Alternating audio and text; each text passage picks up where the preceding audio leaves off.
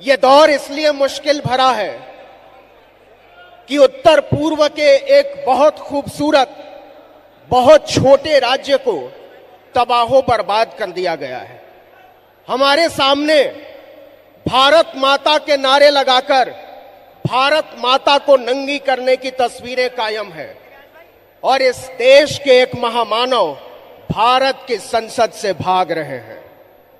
भारत के नौजवानों का यह अधिकार है, यह पूछने का अधिकार है और यह उनकी चेतना पर उठा हुआ सवाल है कि वो उस महामानव के सामने आत्मसमर्पण कर देगा या फिर उसकी आंख में आंख डालकर बात करेगा, सवाल पूछेगा। यह खतरनाक वक्त है। यह खतरनाक वक्त इसलिए है कि हमारे प्रतिनिधि महापुरुषों पर जो दावेदारी की जा रही है, जो तुलना की जा रही है, वो अपने आप में हमारे आने वाले समय के लिए, हमारी आने वाली नस्लों के लिए बहुत खराब उदाहरण पेश करेगा। आज ही राजस्थान में तुलना हुई है महात्मा गांधी से। यह कहा गया है कि महात्मा गांधी ने एक नारा दिया था 1942 में, क्विट इंडिया का, और आज मैं एक नारा दे रहा हूं, इस नारे को सुनो। तो सवाल है कि यह नारा आज की तारीख में क्यों? क्योंकि ये जो इंडिया है ये हुजूर के माथे पर चढ़ गया है। वो इंडिया उन्हें सोने दे रहा है, न जागने दे रहा है, न बैठने दे रहा है, न उठने दे रहा है, न खाना खाने दे रहा है। तो इस बार लड़ाई इंडिया की लड़ाई है। इस बार इंडिया की लड़ाई उन लोगों से लड़ाई है जो भारतीयता के खिलाफ है, जो भारत के विचार के खिलाफ है, जो आइडिया ऑफ इंडिया के खिलाफ है। और इसके लिए सबसे ज्यादा हमला बोला जा रहा है नौजवानों पर, सबसे ज्यादा हमला बोला जा रहा है महिलाओं पर। क्या सिर्फ यह इत्तेफाक है कि महिलाओं के कपड़े फाड़े गए? क्या यह सिर्फ इत्तेफाक है कि इलाहाबाद यूनिवर्सिटी में छात्रों की पीठ तोड़ डाली गई? क्या यह सिर्फ इत्तेफाक है कि लखनऊ में शिक्षकों पर लाठी भांजी गई? क्या सिर्फ यह इत्तेफाक है कि दिल्ली के जंतर मंतर पर हंगामा हुआ है? नहीं साहब, यह इत्तेफाक नहीं हो सकता। यह जानबूझकर किया जा रहा है। यह भारत के नौजवानों के खिलाफ, यह आइडिया ऑफ इंडिया के खिलाफ, यह भारत के विचार के खिलाफ भारत की सरकार की साजिश है जिससे लड़ाई का मुकाबला का जोम आपको भरना है।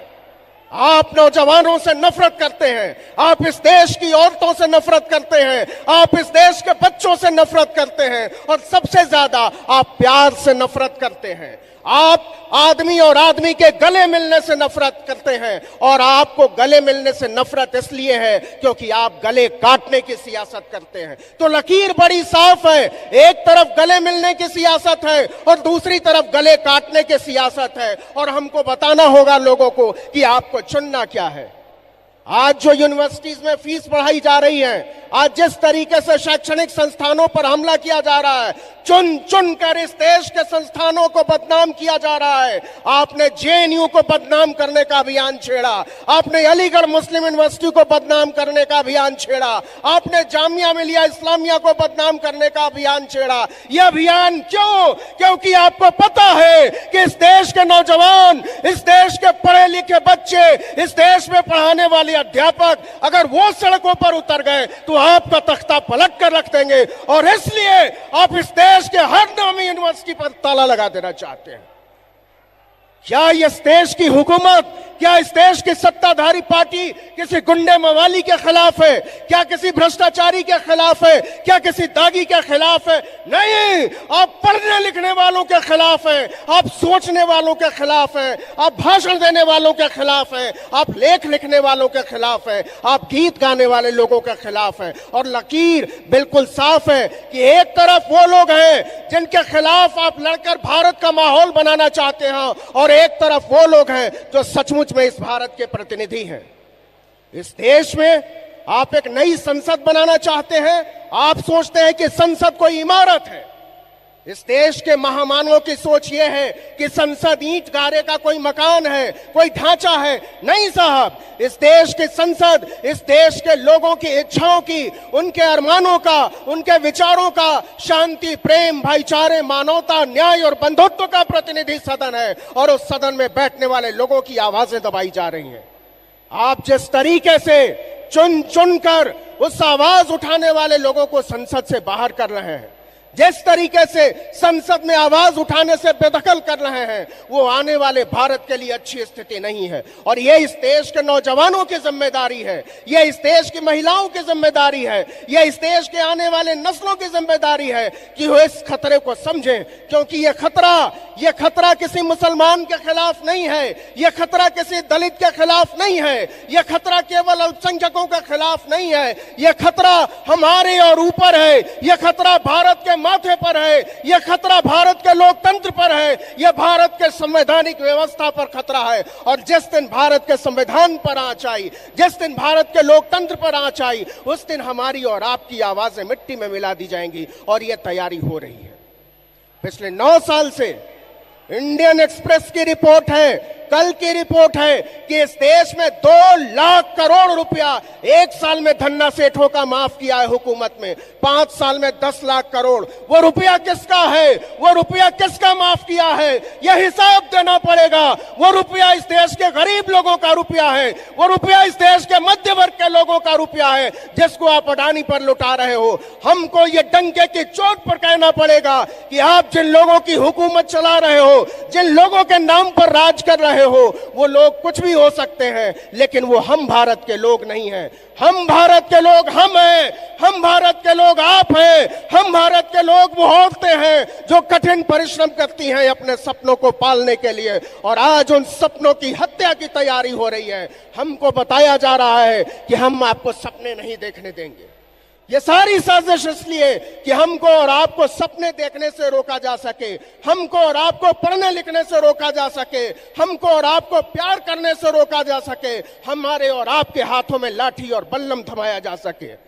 जो लोग हमारे और आपके हाथों में लाठी थमाकर, बल्लम थमाकर, एक दूसरे के खिलाफ लड़ाकर, जातिवाद के नारे उछालकर, हिंदू और मुसलमान करके, मंदिर और मस्जिद करके, हिंदू और ईसाई करके एक दूसरे के खिलाफ भड़का रहे हैं, उन्हें याद रखना चाहिए कि ये वो देश है जहां बड़े बड़े लोग चुनाव हार जाया करते हैं, जमानतें जब्त हो जाया करती हैं। मानवता के अपराधी, मैं फिर से कहता हूं कि मानवता के अपराधी जो विश्व गुरु होने का मुलम्मा उछालते हैं, मानवता और इंसानियत भाईचारे के वो दुश्मन जो महामानव होने की नौटंकी करते हैं, उन्हें यह संदेश जाना चाहिए कि आपके दिन गिने चुने रह गए हैं और इसकी तैयारी होनी चाहिए।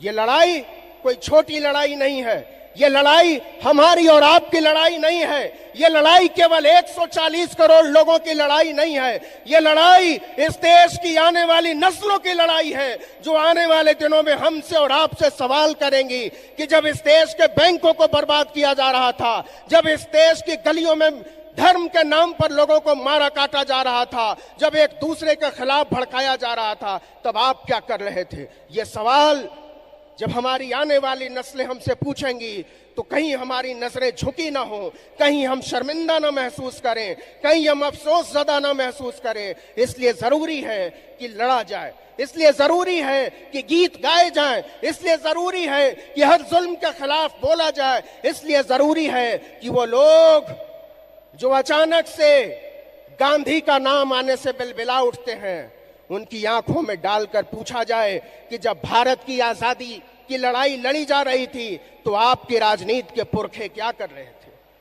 आप कहते हो कि गांधी ने नारा दिया था क्विट इंडिया मूवमेंट का, एक नारा मैं देता हूं। पहले तो आप ये बताइए कि 1942 में जब ये नारा भारत के खेत खलिहानों में उछल रहा था, तब आपके पूर्वज क्या कर रहे थे? आपको बताना पड़ेगा कि आप ही वो लोग हैं जिन्होंने भारत के झंडे से नफरत की है, आप ही वो लोग हैं जिन्होंने भारत के संविधान से नफरत की है, आप ही वो लोग हैं जिन्होंने भारत के भाईचारे से, न्याय, प्रेम, समानता और बंधुत्व के विचार से नफरत की है। तो एक तरफ नफरत है, दूसरी तरफ भाईचारा है, एक तरफ प्यार है, दूसरी तरफ प्यार के दुश्मन है, एक तरफ गीत गाने वाले लोग हैं, दूसरी तरफ सिनेमा और गीतों पर बैन लगाने वाले लोग हैं। तो हमको और आपको सोचना पड़ेगा कि आने वाले दिनों में ये जो लड़ाई आगे बढ़ेगी उसका तरीका क्या हो, उसका तसव्वुर क्या हो, उसका सलीका क्या हो, उसके सवाल क्या हो।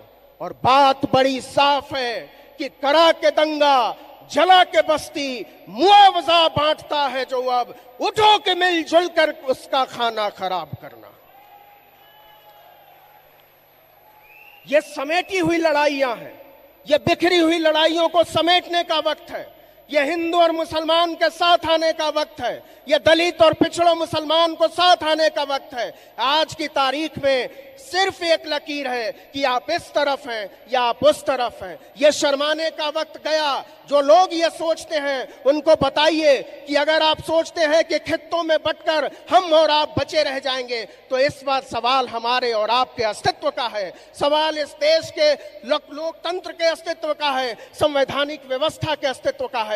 और इन सब को बचाने के लिए जरूरी है कि इस देश में एक तरफ भारत हो और दूसरी तरफ भारत के खिलाफ खड़े हुए लोग, और उनको बताया जाए कि आप भारत के खिलाफ थे। ये बात पूरी दुनिया में जानी चाहिए, क्योंकि यूरोप की संसद में सवाल उठता है मणिपुर पर, इंग्लैंड की संसद में सवाल उठता है मणिपुर पर, लेकिन भारत की संसद में जिन लोगों को जवाब देने की जवाबदेही थी वो लोग आज तक भागते फिर रहे हैं। उनको पकड़ने की जरूरत है। और ये केवल मणिपुर का सवाल नहीं है, आप लिख लीजिए इस बात को। आने वाले दिनों में वो हर एक सूबे को मणिपुर की तरह बनाना चाहते हैं, मिजोरम की तरह बनाना चाहते हैं, क्योंकि जब संविधान की व्यवस्था पर आंच आएगी तो क्या बिहार, क्या मध्य प्रदेश, क्या राजस्थान, क्या छत्तीसगढ़ और क्या बंगाल।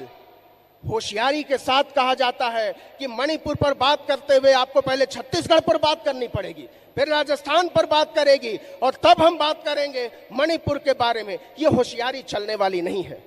इस देश के नौजवानों में राजनीतिक चेतना की जरूरत है। आदरणीय दिग्विजय सिंह ने एक बात बड़ी साफ कही और उससे मेरी पूरी सहमति है, और लंबे समय से हमारी तरह के लोग इस पर सोच रहे हैं। मैं हमेशा सोचता हूं कि इस देश की पार्टियां क्यों टूट जाती है, वो लोग क्यों दूसरी तरफ चले जाते हैं, क्यों बीच में पाला बदल लेते हैं। तो इसका जवाब बड़ा सीधा है कि वो वैचारिक लोग नहीं होते, वो विचारधारा से जुड़े हुए लोग नहीं होते। इसलिए लड़ाई वैचारिक हो। यह कोई पर्सनल दुश्मनी का मामला नहीं है, यह विचारों की लड़ाई है, यह संप्रभुता की लड़ाई है, यह सोच और समझदारी की लड़ाई है। इसे लोकतंत्र के रास्ते से लड़ा जाना चाहिए, और हम सब मिलकर इसको लड़ेंगे और जीतेंगे, आगे बढ़ेंगे, और लोग बताएंगे आने वाले दिनों में कि हमने ये लड़ाई लड़ी थी। और वो लोग जो विश्व गुरु बनने का ख्वाब देख रहे हैं या मीडिया जिनके बारे में उछाल रहा है, उन्हें सिर्फ एक संदेश दिया जाए। ताज भोपाली का एक बड़ा मशहूर शेर है कि तुम्हारे बज़्म से बाहर भी एक दुनिया है, मेरे हुजूर बड़ा जुर्म है बेखबरी। इनकलाब जिंदाबाद, लोकतंत्र जिंदाबाद।